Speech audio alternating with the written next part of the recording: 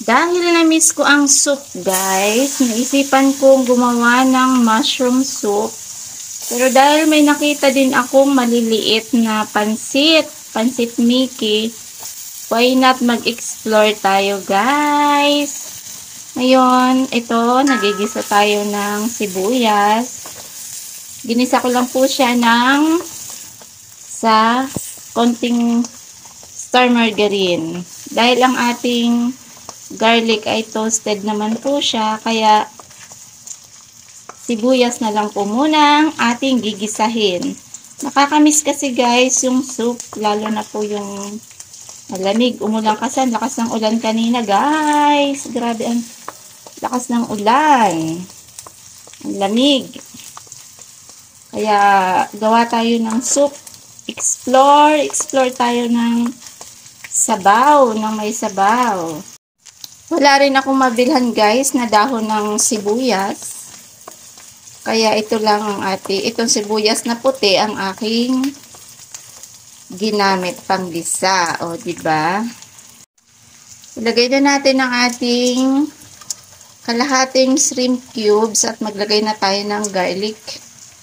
Toasted garlic guys. At syempre ang ating pamintang crack or pamintang durog. Haluin. Ang bango.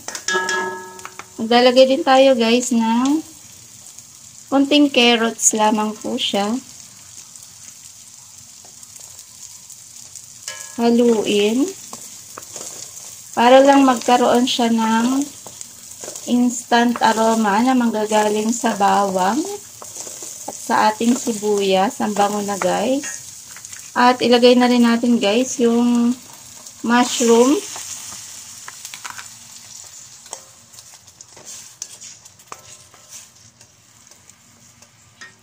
At maglagay na tayo ng ating pinakulong tubig. Pinakulo ko na guys para mas mabilis.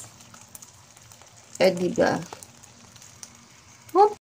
Ito guys, ang pansit na noodles na ilalagay natin. Mapino siya, o diba? Kita nyo naman guys, maliliit lang po siya. Maliliit lang po ang hibla. At dahil sa soup siya, lalagyan din po natin ng 2 itlog. At maglalagay din po ako ng, syempre, dahon ng malunggay. 2 paklang lamang po guys. Magkaroon lang po siya ng dahon na masustansya. O diba? Explore tayo sa ating soup. So ito guys ang gagawin ko sa itlog. Dahan-dahan lamang. Isa pa. Crack natin sa pinakagitna. Dahan-dahan lamang. Paikot-ikot lang guys. Paikot-ikot sa ating soup. Noodle soup. As you can see naman. Hindi na natin guys in-scrambled para may kakaibang. O, diba? Alin, bebe? Ano po ito? Maglagay na tayo guys ng malunggay. Kunti lang naman ito guys. 2 pack lang. Imbis na dahon ng sibuyas, dahil walang dahon ng sibuyas, ay isang masustansyang gulay ng malunggay. At ang sarap na guys. Sarap humigop. Ang sarap humigop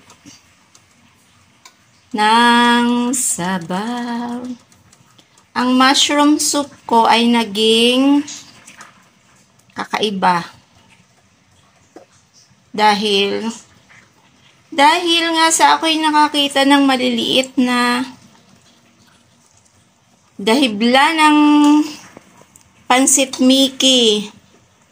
Para siyang ginagamit sa pangmami. Oh. Ay nag-explore na lang tayo guys. Dahil masarap naman siya at Pwede naman siyang gawin na soup. Siyempre, sinamahan na natin. Nandyan na rin yung mushroom, as you can see naman.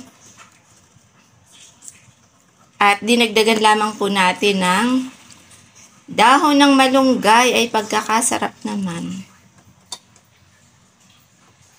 Meron tayong pritong daing na tuyo at saka may longganisa pa, kaya okay na guys ang ating paghigop, higop, higop, higop, higop, higop na ang sarap.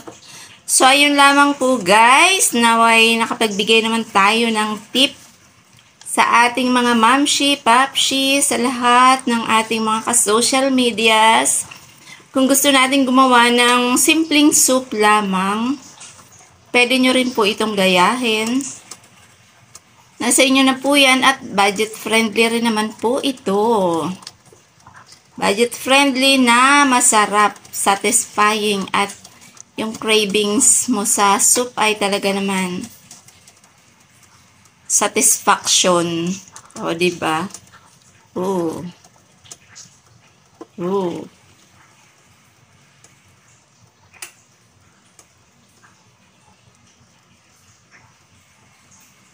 So, yun lamang po guys. Thank you for watching.